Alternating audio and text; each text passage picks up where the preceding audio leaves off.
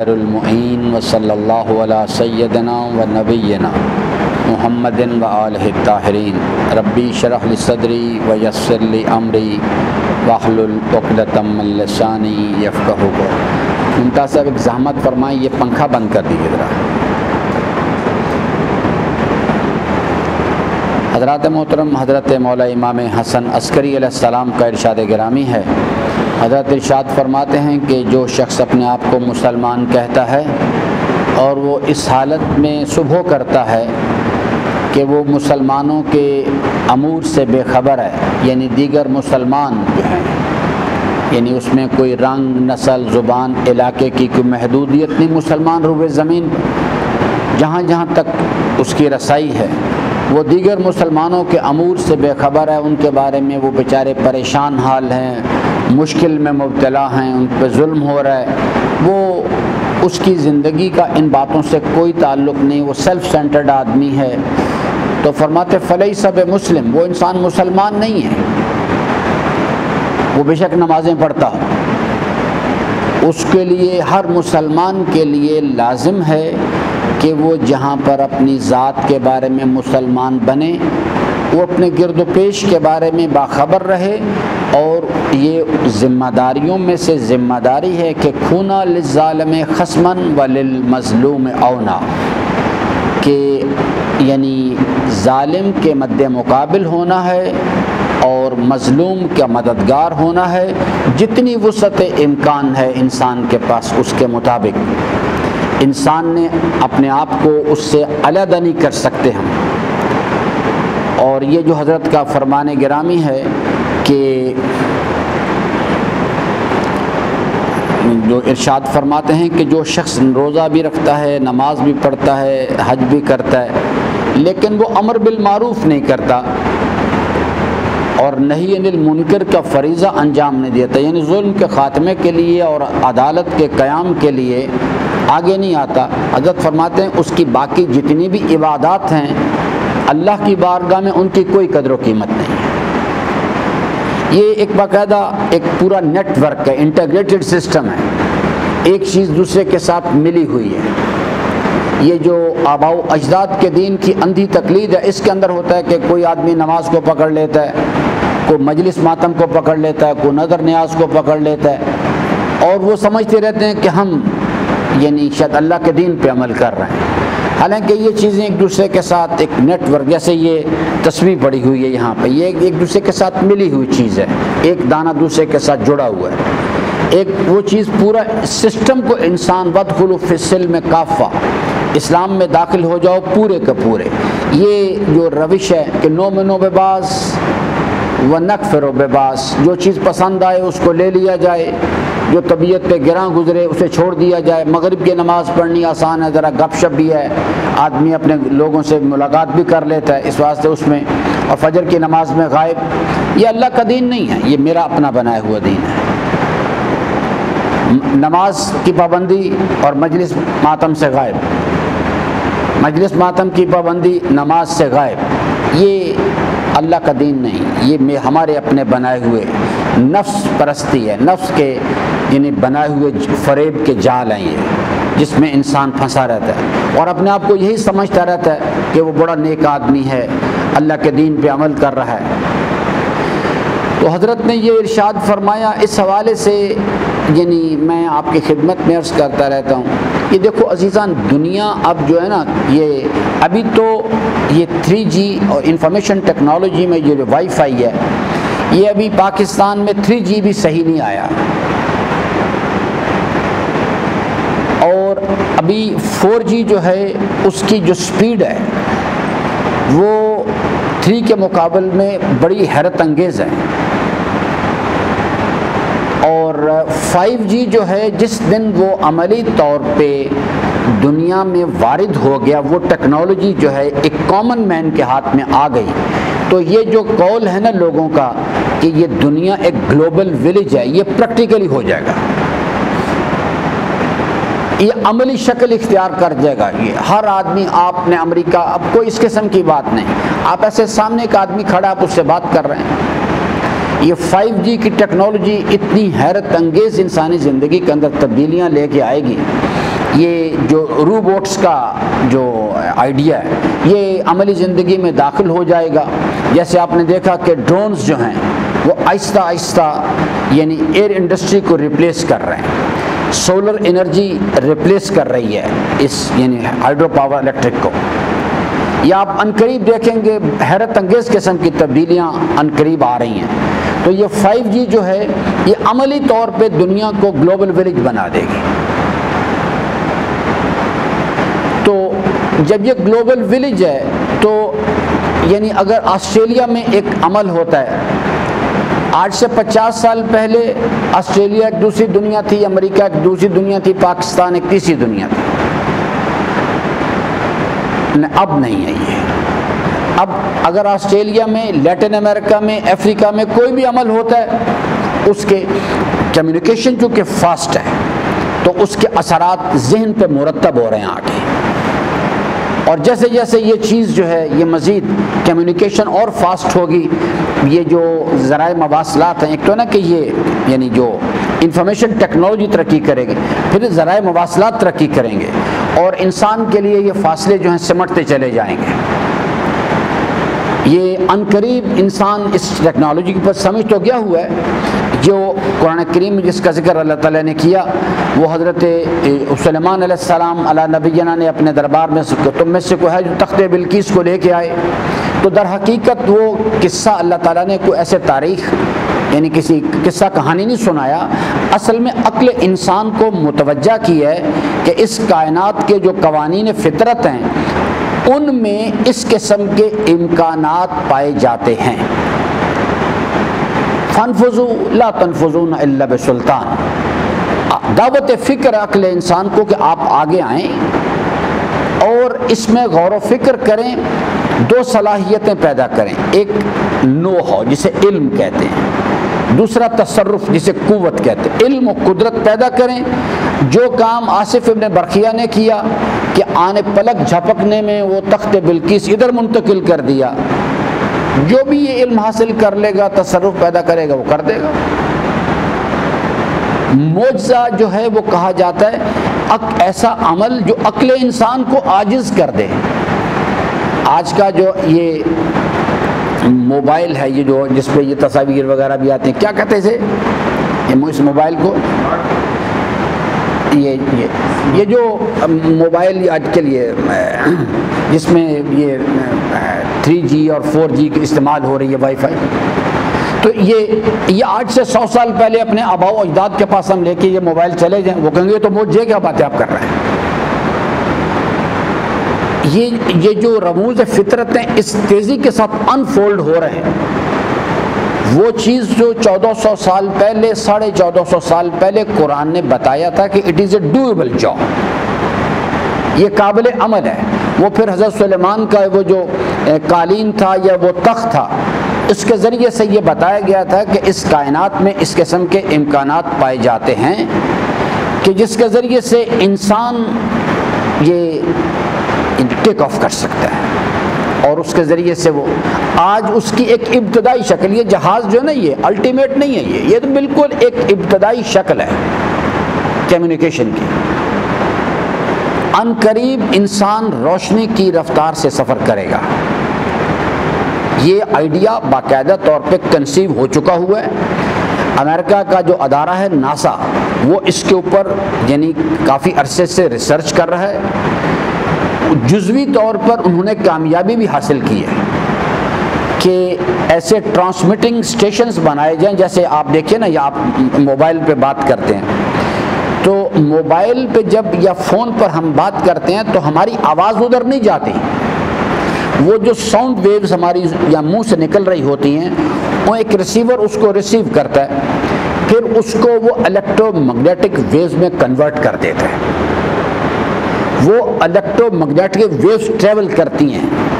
ان کی جو travelling speed ہے وہ 1,86,000 میل فی سیکنڈ ہے. وہ لائٹ ویوز کے ساتھ ٹریول کرتی ہیں. دوسری طرف وہ جب پہنچتا ہے تو آگے ایک ریسیور لگا ہوا ہے، وہ ان الیکٹرو میگنیٹک ویوز کو ریسیو کرتا ہے اور ریسیو کرنے کے بعد انہیں دوبارہ ساؤنڈ ویوز میں کنورٹ کر دیتا ہے، تو ہمیں آواز آنی شروع ہو جاتی ہے. حالانکہ وہ ساؤنڈ جو ہے ساؤنڈ نے ٹریول نہیں کیا ہوتا، وہ الیکٹرو میگنیٹک ویوز ٹریول کر رہی ہوتی ہیں۔ اسی طرح سے اس آئیڈیا کو کنسیو کیا جا چکا ہے، اس پر کام ہو رہا ہے۔ ہم تو ابھی صرف یہی ثابت کر رہے ہیں نا اس مسئلے پہ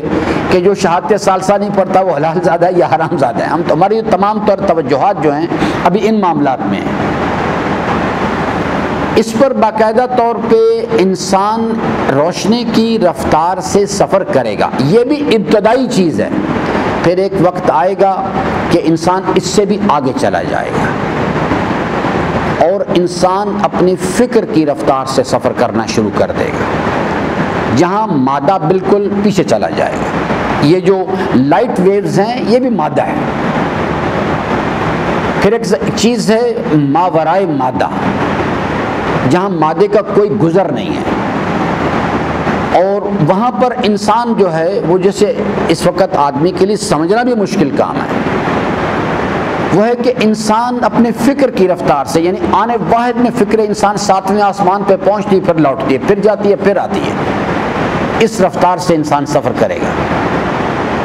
یہ مادی کیفیات جو ہیں یہ سب پیچھے چلی جائیں گی۔ وہ لوگ جب ہمارے بارے میں سنیں گے، ہماری آنے والی جو نسلیں ہیں، کہ جناب ہم لاہور 4 گھنٹے میں پہنچے، تو ہنسیں گے ہمارے بارے میں، جیسے ہم اپنے بزرگوں کے بارے میں آج سے 100-150 سال پہلے کہ وہ لوگ یہاں سے پیدل جایا کرتے تھے حج کرنے کے لیے، 1-1 سال کے بعد لوٹ کے آتے تھے، اور اب جو چیز ہے یہاں سے ٹیک آف کرتے ہیں اور 4 گھنٹے میں وہاں مکہ پہنچ جاتے ہیں۔ تو یہ 4 گھنٹے جو ہیں آنے والے زمانے کے لیے یہ ہنسنے والی بات ہوگی کہ 4 گھنٹے لگتے تھے ان لوگوں کو وہاں پہنچنے میں، کیونکہ انسان دا مومنٹ اس فیز میں داخل ہوگا کہ وہ لائٹ کی رفتار سے سفر کرے گا، تو صرف اتنا ہی کرنا ہے جو اس میں موبائل میں کیا جا رہا ہے یا فون میں، کہ ایک ٹرانسمیٹنگ سٹیشنز ہوں گے، وہاں پہ جو چیز ہے انسان کو یا کسی بھی میٹیریل کو لا کے رکھا جائے گا، وہ ٹرانسمیٹنگ سٹیشن جو ہے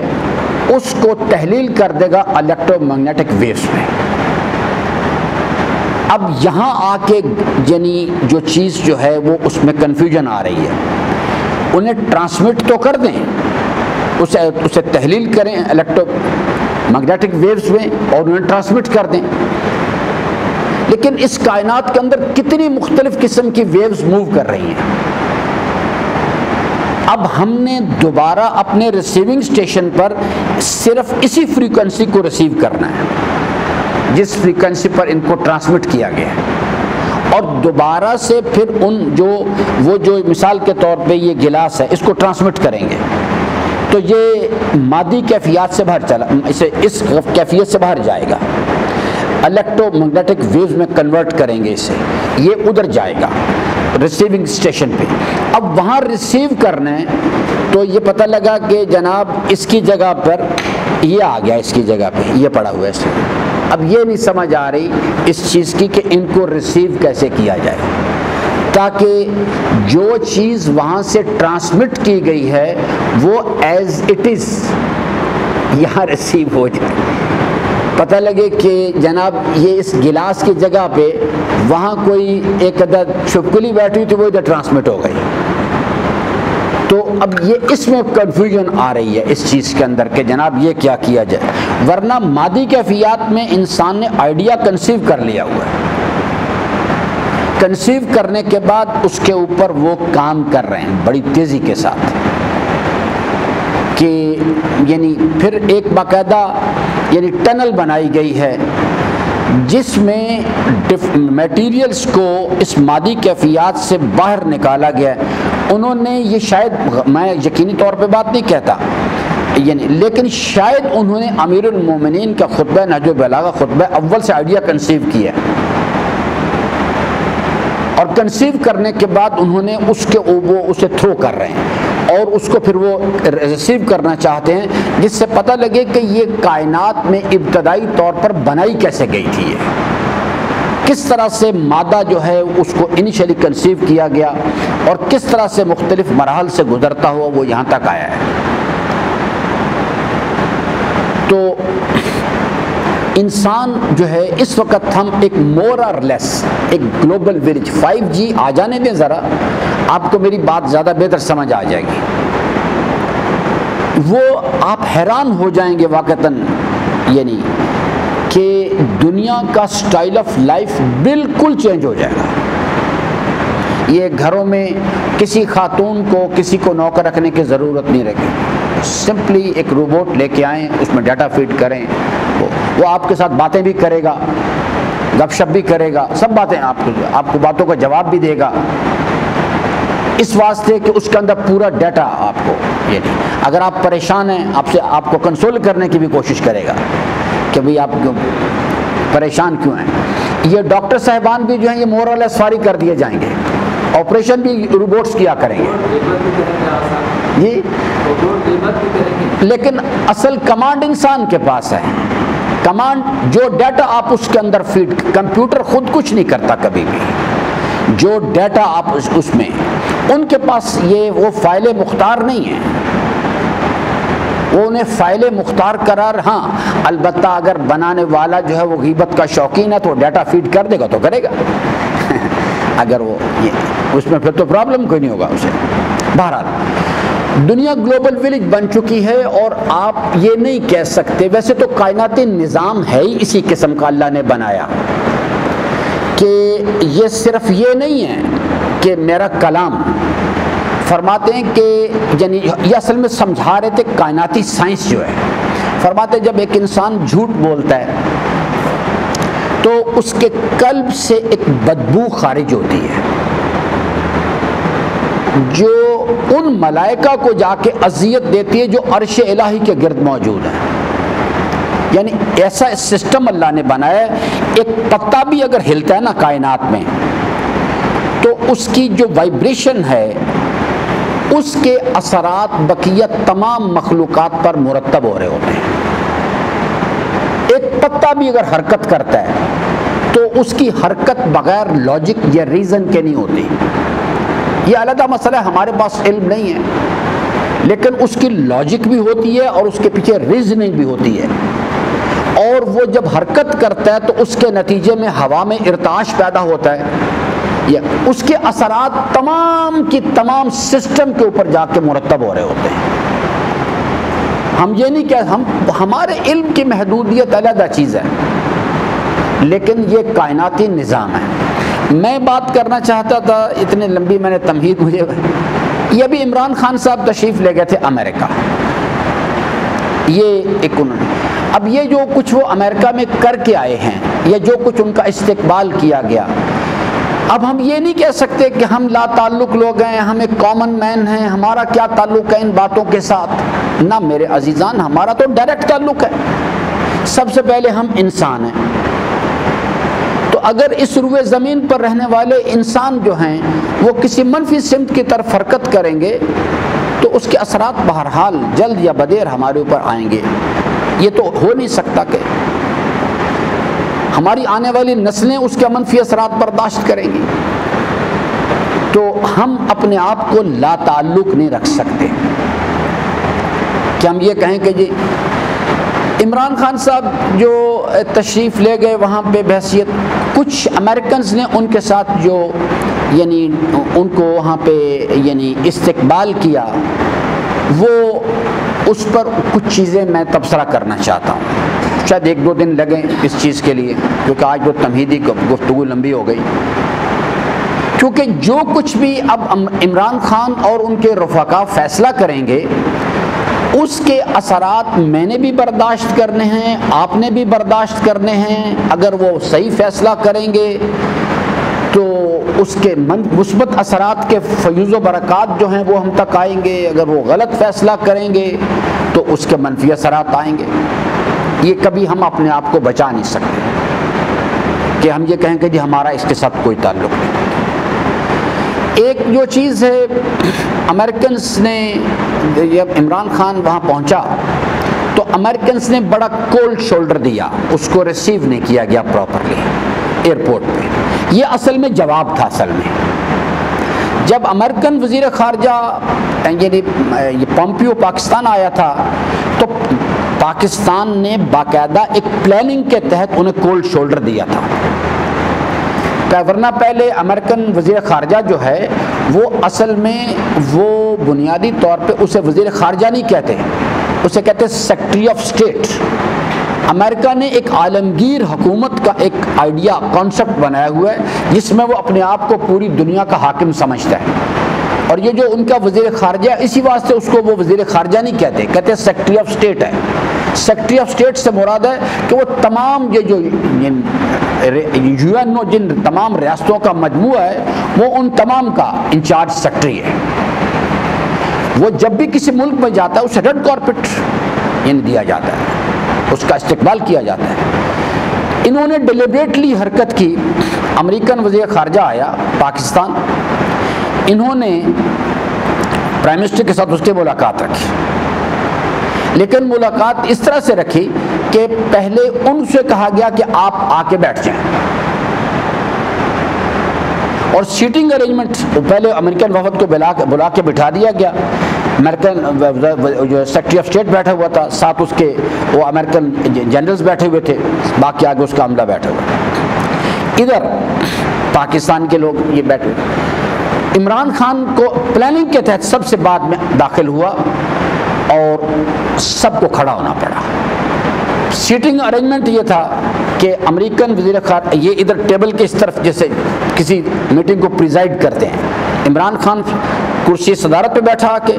امریکن وزیر خارجہ دائیں ہاتھ پہ, پاکستانی وزیر خارجہ بائیں ہاتھ پہ. یہ ان کو ایک میسج تھا, یہ طریقہ کار ہوتے میسج دینے کے کہ نیکسٹ ٹائم ہم سے اس سے زیادہ توقع نہیں کرنا, ہم آپ کو اسی مقام پہ رکھیں گے. امریکن اس وقت تو بات برداشت کر گئے, کیونکہ اس وقت پاکستان امریکہ کی دو جہاد سے بڑی شدید ضرورت ہے. ایک افغانستان سے وہ جان چھڑانا چاہتے ہیں اور بغیر پاکستان کی مدد کے ان کے لیے پاسبل نہیں ہے, اس پر ہم بات کریں. دوسرا وہ ایران کے ساتھ جو کچھ کرنا چاہ رہے ہیں اس میں انہیں پاکستان کی تائید نہیں, پارٹنرشپ کی شدید ضرورت ہے.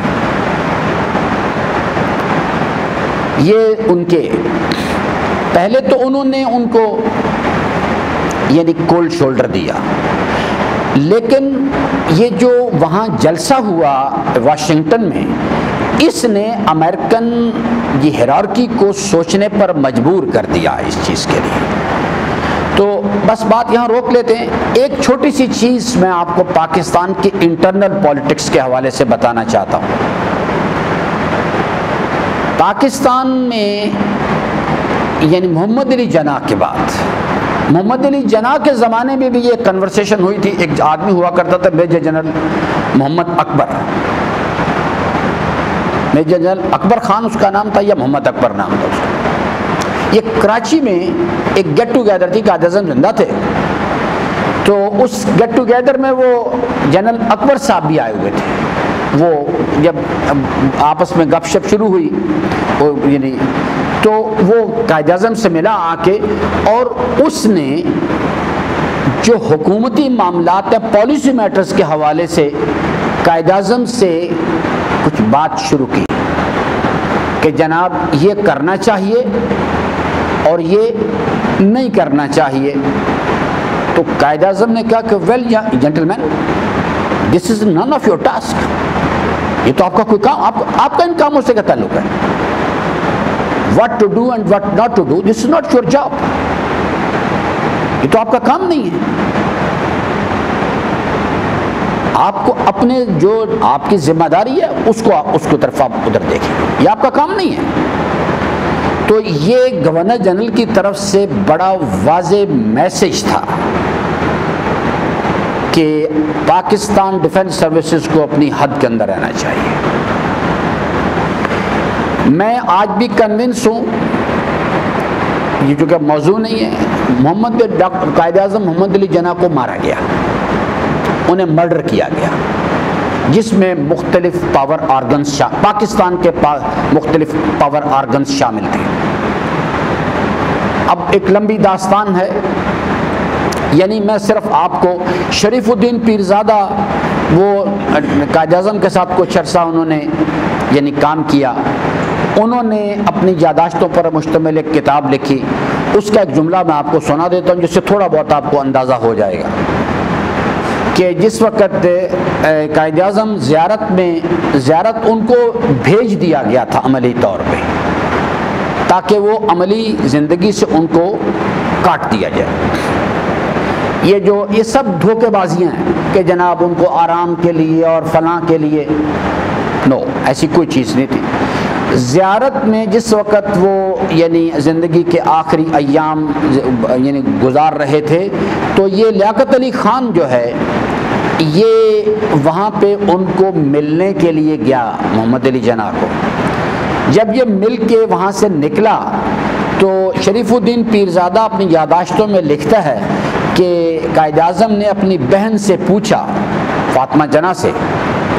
کہ آپ کو معلوم ہے کہ یہ مجھے کیوں ملنے کے لیے آیا تھا؟ تو اس خاتون نے، فاطمہ جناح نے، بی بی نے کہا کہ نہیں، مجھے نہیں پتا، یہ ملک کا وزیر اعظم ہے، آپ گورنر جنرل ہیں، ہو سکتا ہے کوئی معاملات، کوئی آپ سے سرکاری معاملات آپ سے ڈسکس کرنے ہوں۔ تو محمد علی جناح نے جواب میں کہا کہ نہیں، یہ مجھ سے کوئی سرکاری معاملات ڈسکس کرنے نہیں آیا تھا، یہ صرف یہ دیکھنے کے لیے آیا تھا کہ میرے مرنے میں کتنے دن باقی ہیں۔ قائد اعظم کو مرڈر کیا گیا، فاطمہ جناح کو مرڈر کیا گیا باقاعدہ، فاطمہ جناح طبی موت نہیں مری، ان کو مارا گیا۔ اس کے پیچھے ایک لمبی داستان ہے۔ پھر لیاقت علی خان کو مارا گیا۔ محمد علی جناح کے بعد سے تا دم آج، جبکہ یہ میں جولائی میں آپ سے 2019 میں بات کر رہا ہوں، پاکستان ڈیفنس سروسز پاکستان پہ حکومت کر رہی ہیں۔ فرق صرف اتنا ہے، کبھی سامنے آ جاتی ہیں اور کبھی پیچھے بیٹھ کے آگے ایک روبوٹ کی شکل میں، کبھی وہ روبوٹ ذوالفقار علی بھٹو ہوتا ہے، کبھی وہ نواز شریف ہوتا ہے پپٹ جو ہے، یا وہ محمد خان جنیجو ہوتا ہے۔ یہ ابھی یہ ریسنٹلی ہارڈلی کو 2 ہفتے بھی شاید نہیں گزرے اس کی بات ہے، یہ سوشل میڈیا پہ بھی آ گئی چیز، اگر کہ فوراً دبا دی گئی پھر، کہ ایک یہ جو چور اور ڈاکو ہیں جن کے سرپرست زرداری اور نواز شریف ہیں، یہ جو ان کو ڈیل کرنے کے لیے، ان کو سارٹ آؤٹ کرنے کے لیے ایک پلان ہے عمران خان کا، لیکن وہ جو لوگ اپنے آپ کو ارباب حل و عقد سمجھتے ہیں اس ملک کا، اس کو حکمران سمجھتے ہیں، ان کی اپنے پروگرامز ہیں۔ یہ تقریباً 2 ہفتے پہلے کی بات ہے، عمران خان کو اطلاع ملی کہ دوحہ میں ایک میٹنگ ہو رہی ہے، قطر کا دارالحکومت دوحہ جو ہے، وہاں ایک میٹنگ ہو رہی ہے، اور اس میٹنگ کے اندر ان گروپس کے نمائندے ہیں، اور جو اپنے آپ کو اس ملک کا حکمران سمجھتے ہیں ان کے نمائندگان بھی وہاں بیٹھے ہوئے ہیں، اور ان کے ساتھ NRO کے سلسلے میں شرائط طے کرنے کے لیے بات چیت ہو رہی ہے۔ پہلے تو عمران خان نے باور ہی نہیں کیا کہ یہ کیسے ہو سکتا ہے، یہ کیسے ممکن ہے، لیکن جب اس نے اپنے ذرائع سے پتہ کروایا تو اسے پتہ لگا کہ ہاں بالکل ہو رہی ہے، اور ان کے جو نمائندگان ہیں وہ باقاعدہ یعنی اختیارات لے کے گئے ہوئے ہیں۔ تو اس نے پھر میسج کنوے کیا، اس نے کہا کہ جناب اگر آپ اس قسم کی کوئی ڈیل کریں گے تو اس کا ایک سادہ سا جواب ہے کہ میں فوری طور پہ ریزائن کر دوں گا، یہ چیز پاسبل نہیں ہے۔ اس پر وہ ان کے لیے کہ عمران خان اگر ریزائن کرتا ہے تو ملک میں ایک قیاس پیدا ہو جائے گا فوری طور پہ، تو اس واسطے وہ پھر پیچھے ہٹے، لیکن ابھی پیچھے ہٹے نہیں ہیں، وہ تھوڑا پیچھے ہٹے، انہوں نے کہا چیلنج ایسا کر لیتے ہیں کہ جس طرح سے آپ ان کو ٹریٹ کرنا چاہتے ہیں وہ نہ کیا جائے، کوئی ایک درمیانی راستہ نکالتے ہیں، ان کو نیب کے سپرد کر دیتے ہیں، اور نیب کے ساتھ یہ باقاعدہ طور پہ یہ پیمنٹ کریں جو ابھی عمران خان نے وہاں واشنگٹن میں بھی اعلان کیا جا کے، آپ نے اگر اس کی تقریر سنی ہو تو یہ وہی کہ جی ان کو نیب کے سپرد کر دیا جائے، اور نیب جو ہے وہ ان کو یعنی ان سے وہ پیسے واپس لے اور پھر ان کو، حالانکہ یہ تو پھر ایک اصول بن جانا چاہیے نا کہ جو بھی چوری کرے ڈکیتی کرے اس کو نیب کے سپرد کر دے، نیب اس کے ساتھ ایک ڈیل کر لے، وہ پیسے دے اور چلا جائے۔ تو یہ اس قسم کے حالات سے ہم گزر رہے ہیں اس وقت۔ دو انتہائی سینسٹیو ایشو ہیں پاکستان کے لیے اس وقت۔ Americans they are sweating like اینی تھنگ، وہ جو کچھ انہوں نے بقول اہل پنجاب کے دانہ پھینکنا، انہوں نے اس کے سامنے کچھ ان کو ٹیمپٹیشنز دی ہیں، اس کے ذریعے سے اس کو ٹریپ کرنے کی کوشش کی ہے۔ دو چیزیں جو ہیں وہ، ایک وہ چاہتے ہیں کہ افغانستان کے مسئلے میں جو پاکستان چائنا اور رشیا کے ساتھ مل کے طالبان کے مسئلے کو ریزالو کرنے کی کوشش کر رہا ہے، اس مسئلے میں چائنا کو نکالا جائے، تاکہ کیونکہ امریکنز جو ہیں چائنا اور پاکستان کے درمیان دراڑ پیدا کرنا چاہتے ہیں تاکہ یہ سی پیک کو فیل کیا جا سکے۔ یہ ان کے اہداف میں سے ہدف ہے۔ دوسرا چیز ہے وہ افغانستان سے بیل آؤٹ اپنے آپ کو کرنا چاہتے ہیں، اور پاکستان کی مدد کو انہیں اچھی طرح پتہ ہے کہ ان کی ٹانگ کس نے پکڑی ہوئی ہے یہاں پہ۔ وہ پاکستان کو ٹیبل پہ بٹھائے بغیر، پاکستان کی مدد کے بغیر وہ یہ کام نہیں کر سکتے، نہیں نکل سکتے۔ نکلنا بھی چاہتے ہیں اور اس طرح سے نکلنا چاہتے ہیں کہ ان کے جو مفادات ہیں وہ بھی ان کی کیئر ٹیکنگ ہوتی رہے۔ تیسرا مسئلہ جو سب سے زیادہ سینسٹیو ہے وہ ایران کا مسئلہ ہے، اور یہ باقاعدہ طور پہ عمران خان سے سوال بھی کیا گیا ہے کہ what to do۔ وہ پاکستان کو اس کی صرف تائید نہیں چاہتے، پاکستان کو نیوٹرل نہیں دیکھنا چاہتے، وہ پاکستان کو ایران کے خلاف امریکن اور اسرائیل اور انڈیا کی جو موومنٹ ہے اس میں پارٹنر کے طور پہ دیکھنا چاہتے ہیں۔ انڈیا تو ان کے ساتھ ہے، وہ پاکستان کو اب کیا کرنا چاہیے؟ اور آخری سوال جو ہے وہ یہ ہے کہ اس کیفیت کے اندر وہ لوگ جو کہ پاکستان میں اپنے آپ کو امیر المومنین کا ماننے والا کہتے ہیں، اور ان میں وہ لوگ جو اپنے آپ کو سید علی خامنائی کا فالوور کہتے ہیں، ان کی کیا ذمہ داری، واٹ ٹو ڈو، انہیں کیا کرنا چاہیے؟ اس پر ہم انشاءاللہ بات کریں گے۔ اللہ تعالیٰ سے امیدوار ہوں کہ اللہ تبارک و تعالیٰ جی اللہ تبارک و تعالیٰ ہم سب کو اپنے رضا کی راہوں کو شناخت کرنے اور ان پر عمل پیرا ہونے کی توفیق عطا فرمائے۔